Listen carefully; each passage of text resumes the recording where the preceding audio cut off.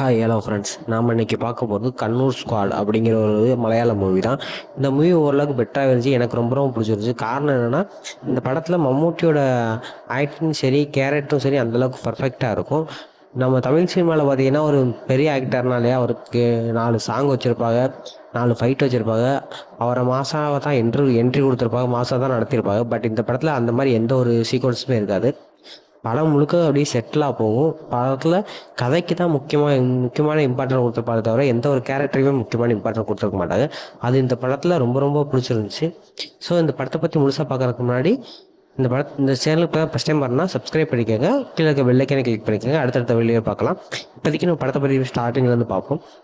படத்தோட ஸ்டார்டிங்லேயே ஒரு காட்டுக்குள்ளே நம்ம மம்முட்டி வந்து இந்த படத்தில் ஜார்ஜ் அப்படிங்கிற ஒரு கேரக்டரில் இருப்பப்ப அவர் தான் கண்ணூர் ஸ்குவாடோட ஹெட்டாக இருப்பப்ப. ஸோ கண்ணூர் ஸ்குவாடோட ஹெட் நம்ம ஜார்ஜ் அப்படின்னு வச்சுக்கலாம். ஜார்ஜும் அவரோட டீமும் ஒரு காட்டில் ஒரு டீ கடை இருக்குது. அந்த டீ கடையை ஒட்டி நின்று வேடிக்கை பார்த்துக்கிட்டு இருக்காங்க. அப்போதைக்கு அந்த கடைக்கு பால் ஊற்ற வர தேடி கேட்குறாங்க, பால் வரும் அப்படின்னு அந்த கடையில் போய் கேட்கும்போது, இன்னும் கொஞ்சம் நேரத்தில் பால் வந்துடும் அப்படின்னு சொல்லிடணும். சரின்னு அந்த இடத்துல வெயிட் பண்ணிட்டு இருக்கா. பால்காரை வந்து பாலை கொடுத்துட்டு போகிறான். அவனே ஃபாலோ பண்ணி நம்ம கண்ணூர் ஸ்குவாட் எல்லாமே போகிறாங்க. அப்படி கண்ணூர் ஸ்குவாட் எல்லாமே போயிட்டு இருக்கும்போது இவங்களும் ஃபாலோ பண்ணி போய் பின்னாடி போகும்போது ஒரு இடத்துல அந்த பால்காரை நிப்பாட்டி கையை காட்டிட்டு அவன் அங்கேருந்து போயிடுறான். இப்போதைக்கு நம்ம கண்ணூர் ஸ்குவாட் எல்லாருமே அந்த இடத்துலேயே வண்டியை நிப்பாட்டிட்டு அவன் சொன்ன இடத்த நோக்கி போகிறாங்க. அப்போ அந்த இடத்துல ஒரு சின்ன வீடு மாதிரி இருக்குது. அதுக்குள்ளே சில பேர் தங்கியிருக்காங்க. அப்படியே மெதுவாக போய் அந்த கதவை திறக்க போகும்போது அவங்களுக்கு தெரிஞ்சிருது இங்கே யாரோ வர்றாங்க அப்படின்னு தெரிஞ்சு அவங்க அட்டாக் பண்ண ஆரம்பிச்சிடுறாங்க. ஒரு வழியாக அட்டாக்லாம் பண்ணும்போது அவங்க மம்மூட்டி என்னென்னமோ பண்ணி அந்த இடத்துல தான் டீமும் அவங்களும் சேர்ந்து ஜார்ஜும் சேர்ந்து அந்த இடத்துல அட்டாக்லாம் முறியடித்தாலும் ஒருத்தன் மட்டும் அங்கேருந்து தப்பிச்சு ஓடிடுறான். அவனை ஃபாலோ பண்ணி நம்ம ஜார்ஜ் போகிறாப்புல. அப்படி போகும்போது ஒரு மரத்துக்கடியில் போய் ஒளிஞ்சுக்குவான். அந்த மரத்துக்கல்லில் ஒளிஞ்சுக்கிறத பார்க்கறக்காண்டி இவர் தேடி பார்க்கும்போது அவன் எதையோ பார்த்துட்டு வேகமாக போய் என்னென்னு பார்க்கும்போது அந்த இடத்துல ஒரு பணம் தொங்கிக்கிட்டு இருக்கும். ஸோ அந்த பணத்துக்கும் இவங்களுக்கு எந்த ஒரு சம்மந்தமும் இல்லை. பட் இப்போதைக்கு அந்த பணம் என்னங்கிறத நம்ம கண்ணூர் ஸ்குவாட் விசாரிக்க ஆரம்பிக்கிறாங்க. இப்படியே கண்ணூர் ஸ்குவாட் விசாரிக்க ஆரம்பிக்கிறத எல்லாத்தையுமே நம்ம ஜார்ஜ் ஒரு ரிப்போர்ட்டர்கிட்ட சொல்லிகிட்டு இருக்காரு. ரிப்போர்ட்டரும் கேட்டுக்கிட்டு இருக்காங்க. சரி, அதுக்கப்புறம் என்னாச்சு சொல்லுங்கள் சார் அப்படின்போது, அதுக்கப்புறம் நாங்கள் அது யார் என்னன்னு விசாரிக்கும் போது அது ஒரு டிரைவர், ஒரு வண்டி ஓட்டிகிட்டு வந்தார் அப்படிங்கிற மாதிரி ரிப்போர்ட் வந்துச்சு. சரி, அவரோட பேக்ரவுண்ட் என்ன, அவர் எப்படி இந்த இடத்துக்கு வந்தார் அப்படின்னு ஒவ்வொரு இடமா போகும்போது தன்னோட பொண்ணையே அவர் ரொம்ப கேவலமாக ட்ரீட் பண்ணியிருந்தான் அப்படிங்கிறது தெரிஞ்சு அந்த பொண்ணு எங்கே இருக்கான்னு தேடி போகும்போது அவன் வேற ஒருத்தன் கூட வாழ்கிறான் அப்படிங்கிறது தெரிஞ்சு அவன் அந்த பொண்ணு இருக்க இடத்துக்கு தேடி போய் பார்த்தோம். கடைசியில் அந்த பொண்ணுக்கிட்ட நாங்கள் கேட்கும்போது அந்த பொண்ணு தான் இவரை கொன்று இந்த மாதிரி பண்ணிட்டாங்க அப்படிங்கிறது தெரிய வந்துச்சு. அவளுக்கு ஒரு சின்ன குழந்தை இருந்தாங்க. பட் நாங்கள் அந்த இடத்துல ஒரு ஹியூமனாக இல்லாமல் ஒரு போலீஸ்காரனாக தான் இது பண்ணி ஆகணுங்கிறனால அவங்கள பிடிச்சி நாங்கள் போலீஸில் ஒப்படைச்சிட்டோம் அப்படிங்கிற மாதிரி சொல்லுவார். அந்த இடத்துல ரிப்போர்ட்டர் கேட்பார், நீங்கள் அந்த இடத்துல போலீஸ்காரனாக இல்லாமல் நார்மலாக ஹியூமனாக இருந்திருக்கலாமே, அவங்கள அதை தப்பிக்க விட்டுருக்கலாமே அப்படின்னு கேட்கும்போது, இல்லை, அந்த இடத்துல அந்த பொண்ணு மேலே எந்த ஒரு தப்புமே இல்லை. அவள் அப்பா சின்ன வயசுலேருந்து கொடுமை பண்ணி தான், அதனால தான் அந்த பொண்ணு அந்த அப்பனை கொண்டு இருக்கா. பட் இருந்தாலும் நாங்கள் அந்த இடத்துல அந்த பொண்ணுக்கு சப்போர்ட்டாக பண்ண முடியாது, ஏன்னா நாங்கள் எல்லாருமே போலீஸ்காரங்க அப்படின்னு சொல்கிறாங்க. அதோட அந்த கதை முடியுது. அதோட கண்ணூர் ஸ்குவாட் அப்படிங்கிற மாதிரி சொல்லிட்டு டைட்டில் போட்டுட்டு அடுத்த கதைக்கு வராங்க. இப்போதைக்கு மிகப்பெரிய கொலை ஒன்று நடந்திருக்கு. ஒரு பெரிய ஃபேமிலியில் உள்ள ஒருத்தவங்களை கொண்டுட்டாங்க. அந்த ஃபேமிலியை யார் அட்டாக் பண்ணால், எதனால் கொண்டாங்க, தேர்தல் வேறு வரப்போகுது, அதை சீக்கிரமாக கண்டுபிடிக்கணும் அப்படின்னு சொல்லி ஒரு தனி ஸ்குவாடை அமைச்சு அதை என்னென்னு விசாரிங்க அப்படின்னு சொல்லி ஒரு டீமை தேடுறாங்க. இப்போதைக்கு இருக்கிற டீமே நிறைய இடங்களில் போய் விசாரிக்கிறாங்க. பட் எந்த ஒரு இதுவுமே இல்லை. அது தெரிஞ்சு நம்ம சிஎம் வரைக்கும் இந்த விஷயம் போயிருக்கு. ஸோ சிஎம்க்கு இதை எப்படியாச்சும் நம்ம எலெக்ஷனுக்கு முன்னாடி முடிச்சாகணும், யாரை வச்சு பண்ணலான்னு யோசிங்க அப்படின்னும் போது அந்த இடத்துல எஸ்பியாக நம்ம கிஷோர் வராப்பில். ஸோ கிஷோர் மானு அப்படின்னு சொல்லுவாங்க. எஸ்பியாக கிஷோர் வந்தாலும் அந்த எஸ்பி மானு வந்தோன்னே அவர் எந்த ஒரு டீம் கொஞ்சம் பெட்டராக இருக்குன்னு விசாரிங்க அப்படின்னு சொல்லி விசாரிக்க சொல்கிறாங்க. அப்போதைக்கு நம்ம கண்ணூர் ஸ்குவாட் தான் கொஞ்சம் பெட்டரான ஸ்குவாடு, ஸோ அதை பற்றி அந்த வேணால் விசாரிக்க சொல்லுவோம் அப்படின்னு. ஓகே, நீங்களும் விசாரிக்க சொல்லுங்கள் அப்படின்னு சொல்லுவாங்க. இதே நேரத்தில் நம்ம ஜார்ஜோட டீமில் உள்ள ஒருத்தன் லஞ்சம் வாங்கிட்டான் அப்படின்னு சொல்லி அது மேலே புகார் வந்துடுது. அவன் லஞ்சம் வாங்கினதும் நிரூபிக்கப்பட்டது.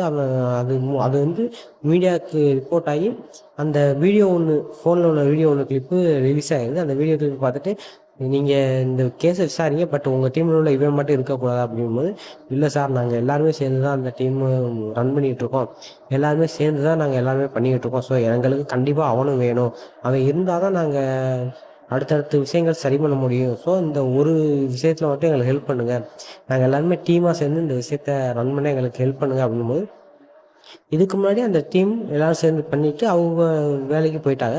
இப்போதைக்கு மறுபடியும் எல்லாருமே ரீஜாயின் ஆகாது. பட் அந்த ஒருத்தன் மட்டும் வேணான்னு எல்லாருமே சொல்லும்போது, நம்ம ஜார்ஜ் மட்டும் இல்லை, அவனும் இருந்தால் தான் எங்களுக்கு கொஞ்சம் பெட்டராக இருக்கும் அப்படிங்கிற மாதிரி சொல்லி அவனையும் நம்ம டீமில் சேர்த்துப்போம் அப்படின்னு ஐடியா பண்ணிட்டாங்க. பட் டீமில் உள்ள ஒருத்தருக்கே அவரை கண்டா ஆகாது. அந்த டீமில் உள்ள ஜெயன் ஒருத்தர் இருப்பவர். இந்த தப்பு பண்ணது சோசுவை நம்ம ஜெயனுக்கு சுத்தமாக பிடிக்காது. காரணம், இந்த மாதிரி அவன் லஞ்சம் வாங்கிட்டான் அப்படிங்கிறனால அவன் வேணாம் சார் நம்ம எல்லோரும் போவோம். அவனும் சொல்லுவான், இல்லை எனக்கு கண்டிப்பாக டீமில் உள்ள எல்லாருமே வேணும், உங்களுக்கு ஏதாச்சும் கருத்து வேறுபாடு இருந்தால் நீங்கள் போய்க்கலாம் அப்படிங்கிற மாதிரி எல்லாரையும் கூப்பிட்டு சொல்லும்போது யாருமே கருத்து வேறுபாடு இல்லைங்கிற மாதிரி சொல்லிட்டு அந்த கேஸை விசாரிக்க போயிடுவாங்க. விசாரிக்கும் போது ஒவ்வொன்றமாக போக ஆரம்பிக்கும் போது தான் என்ன நடந்துச்சுன்னு காட்டுவாங்க. அப்போ தான் பார்க்கும்போது ஒரு குடும்பத்தில் எல்லாருமே அடித்து போட்டுட்டு ஒருத்தரை கொண்டுட்டு வீட்டில் திருட பார்த்துருக்காங்க. வீட்டில் எதுவுமே இல்லைன்னு சொன்னோன்னா எல்லாரும் போயிட்டாங்க. பட் இப்போதைக்கு அங்கே உள்ள ஒரு யூரின் சாம்பிள் எடுத்து பார்க்கும்போது அந்த ஏரியாவில் உள்ள ஒரு சிசிடிவி கேமரா ஃபிக்ஸ் பண்ணுறவங்க தான் இந்த பிரச்சனைக்கு இன்வால்வ் ஆகிருக்கேன் அப்படிங்கிறத கண்டுபிடிச்சிடுறாங்க. ஸோ அவனை போய் கேப்சர் பண்ணுறாங்க. அவனை போய் கேப்சர் பண்ணி, நீ உன்னோட சாம்பிள் தான் இங்கே கிடச்சிருக்கு, ஸோ நீ தான் இந்த மாதிரி பண்ணியிருக்க, உன்னை தான் நீங்கள் உள்ள தூக்கி போட போகிறேன், என்ன நினச்சி உண்மையை சொல்கிறா அப்படின்னு சொல்லும்போது, இல்லை எனக்கு அதுக்கும் எந்த ஒரு சம்மந்தமும் இல்லை, அந்த விஷயத்த நான் பண்ணலை அப்படின்னு. அதுக்கப்புறம் அவன் கூட்டிகிட்டு போய் கண்ணூர் ஸ்குவாட் அந்த இப்படி அவங்க டிபார்ட்மெண்ட்டில் எப்படி விசாரிப்பாலோ அந்த மாதிரி விசாரித்தோன்னே நம்ம ஜார்ஜுக்கிட்ட என் உண்மையை சொல்லிடுறேன் சார், நான் உண்மையை எல்லாத்தையும் சொல்லிடுறேன், என்னை விட்டுருங்க அப்படின்னு. சரி உண்மையை சொல்லி நான் என்ன பண்ணுறேன்னு பார்க்குறேன் அப்படின்னு சொல்லும்போது, அமீர்னு ஒருத்தன் தான், அமித்ஷா அப்படிங்கிற ஒருத்தன் தான், அவன் வந்து ஒரு பிஸ்னஸ் ஆரம்பிக்க போகிறான், அதுக்கு பணம் வேணும்னு சொன்னால் நான் எங்கள் வீட்டுக்கு அடிக்கடி போக வர இருப்பேன், சிசிடிவிலாம் பண்ணிக்கிட்டு இருந்தேன். ஸோ ஒரு நாள் நான் அவங்க வீட்டுக்கு போகும்போது அவங்க வீட்டில் நிறையா பணம் இருந்ததை நான் பார்த்தேன்.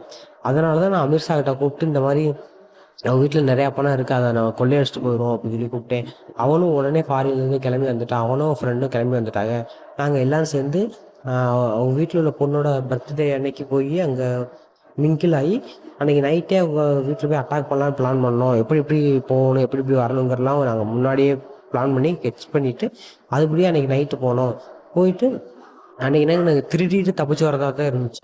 பட் நாங்கள் போன அன்னைக்கு எந்த ஒரு பணமோ நகையோ அந்த வீட்டில் இல்லை. அதை பார்த்துட்டு அமித்ஷா ரொம்ப கோவப்பட்டு, அவன் தான் இந்த தப்பு பண்ணிட்டான், நானே அவரை கூப்பிட்டு விசாரித்தேன், எதுக்குடா இந்த மாதிரி கொலை பண்ணேன், எதுக்குடா அவங்கள கொன்னேன், நம்ம திருடத்தானே வந்தோம், நகையை எடுத்துகிட்டு நம்ம போல வந்திருந்துருக்கலாம் அப்படிங்கும்போது, அங்கே ஒன்றுமே இல்லை, நீ என்னை சீட் பண்ணிட்ட. அவன்கிட்ட நான் திருப்பி திருப்பி கேட்டேன் பணம்லாம் எங்கே இருக்குன்னு, பட் அவன் சொல்ல மாட்டேன்ட்டான். அந்த கோவத்தில் தான் நான் கொன்னேன், நீனும் இல்லை இன்வால்வ் ஆகிருக்க, ஸோ நான் இங்கே நடந்ததை எங்கேயாவது போய் சொன்னீங்கன்னா நீயும் சேர்ந்து தான் மாட்டுவ அப்படிங்கிற மாதிரி மிரட்டிட்டேன். அதுக்கு பயந்து தான் நானும் இந்த விஷயத்தை யார்ட்டுமே சொல்லலை, நானும் இதில் இன்வால்வ் ஆகலை அப்படிங்கிற மாதிரி விலகிட்டேன் சார் அப்படின்னு சொல்லுவேன். சரி ஓகே, அவங்க 2 பேரும் யாருன்னு சொல்ல அப்படின்னு சொல்லி ஃபேஸ்புக்கெல்லாம் சர்ச் பண்ணி பார்க்கும்போது அவங்களோட ஃபோட்டோ இன்னும் கலைகிறது. அவங்க ஃபோட்டோ வச்சு அவங்க எங்கே இருக்கான்னு செக் பண்ண ஆரம்பிக்கிறாங்க. பட் அவங்க 2 பேரும் இவங்களோட டெக்னிக்கலாக நான் இருக்கேன். அவங்க 2 பேர் இருக்க இடத்த ஒரு வழியாக கண்டுபிடிச்சி அந்த இடத்துக்கு போகணுன்னு சொல்லி பிளான் பண்ணி எல்லோரும் கிளம்புறாங்க. அப்படி கிளம்பி ஒரு இடத்துக்கு போய் அங்கே உள்ள போலீஸோட ஹெல்ப்பு மூலயமா அவங்க எங்கே இருக்கான்னு பார்க்கணும் அப்படின்னும் போது அங்கே உள்ள ஒருத்தன் இவங்களுக்கு ஹெல்ப் பண்ணிடுறேன் அப்படிங்கிறத தெரிஞ்சு அவனை பிடிக்க ட்ரை பண்ணி அவனை பிடிச்சிடுவாங்க. அவன் மூலமாக தெரியும் போது அவன் வந்து ஹெல்ப் தான் கேட்டான். கேட்டுட்டு அவர் 2 பேரும் கிளம்பி வேறு ஒரு ஊருக்கு போயிட்டாங்க அப்படின்னு வேறு ஒரு ஊரை காட்டேன். சரின்னு அடுத்த ஊருக்கு போவோம் அப்படின்னு சொல்லிட்டு அங்கேருந்து கிளம்பி அவனை தேடி ரொம்ப லாங்கான ஒரு ஊருக்கு போகிறாங்க. அங்கே போய் பார்க்கும்போது அவங்க அங்கேயும் இருக்க மாட்டாங்க. அங்கே உள்ள ஒருத்தன் அவனுக்கு ஹெல்ப் பண்ணியிருக்கேன் அப்படிங்கிறத தெரிஞ்சுக்கிட்டு அவன் யாருன்னு கண்டுபிடிச்சி அவன் இருக்கிற ஒரு கிராமத்துக்கு தேடி போவாங்க. அந்த கிராமத்தில் போய் ஜார்ஜும் அவன் டீமும் சேர்ந்து அவனை பிடிச்சிடுவாங்க. பிடிச்சதுக்கப்புறம் தான் தெரியும் அந்த கிராமமே இவனுக்கு சப்போர்ட் பண்ணுது அப்படிங்கிறதையும்.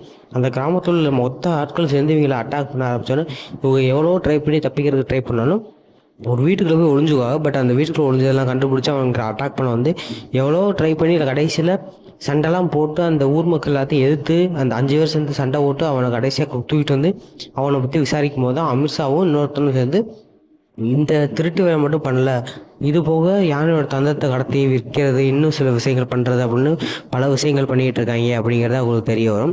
இப்போதைக்கு இவங்க நம்ம தேடுற ஒரு குற்றவாளி கிடையாது, இவங்க ஆல் ஓவர் இந்தியா அளவில் தேடப்படுற ஒரு பெரிய குற்றவாளி அப்படிங்கிறத நம்ம சார்ஜ் டீம் தெரிஞ்சுக்கிறாங்க. இந்த டயத்தில் தான் நம்ம ஜோஸோட ஒரு வீடியோ லீக் ஆகிடுது. அதாவது அவன் மணல் கொள்ளை அடிக்கிறவங்கள்ட்ட ஒரு லஞ்சம் வாங்கினேன் அப்படிங்கிறது. ஸோ அந்த வீடியோ பார்த்துட்டு அவங்க வீட்டிலேருந்து கால் பண்ணி இந்த மாதிரி உங்களோட வீடியோ ஒன்று ரிலீஸ் ஆகிடுச்சு, உங்கள் பொண்ணு உங்கள் மேலே கோவமாக இருக்கா அப்படின்னு சொல்லும்போது அதே நேரத்தில் ஜெயனுக்கும் அந்த வீடியோ கால் வந்துடும்.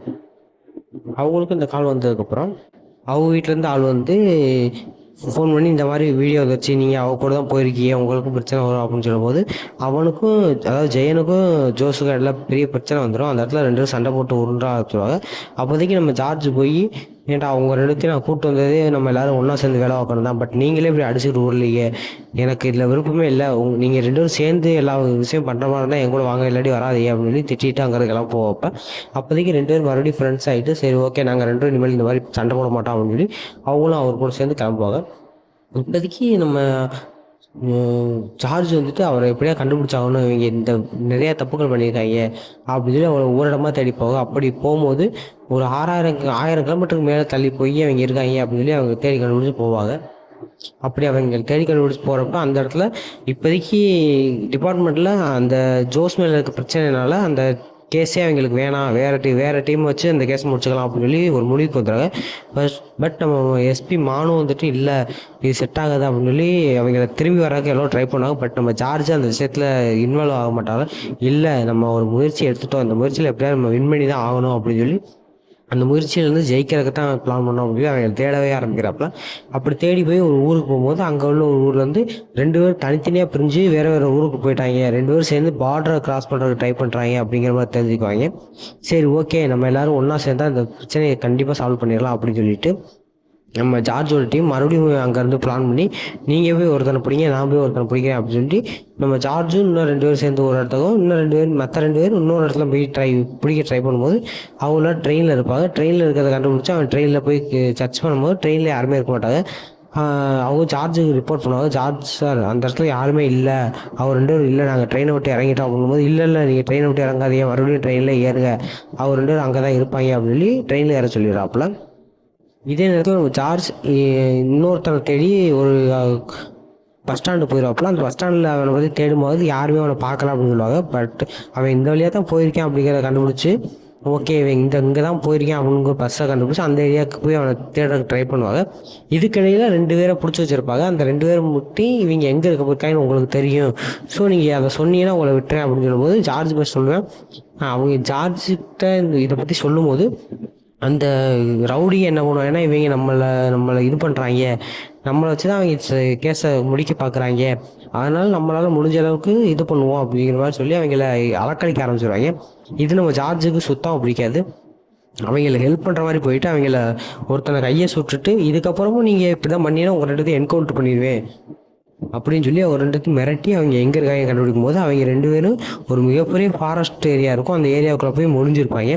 அவங்கள ஒரு வழியாக கண்டுபிடிச்சி நம்ம ஜார்ஜ் இன்னும் 2 பேரும் சேர்ந்து பிடிக்கிறதுக்கு எவ்வளோ ட்ரை பண்ணி போவாங்க.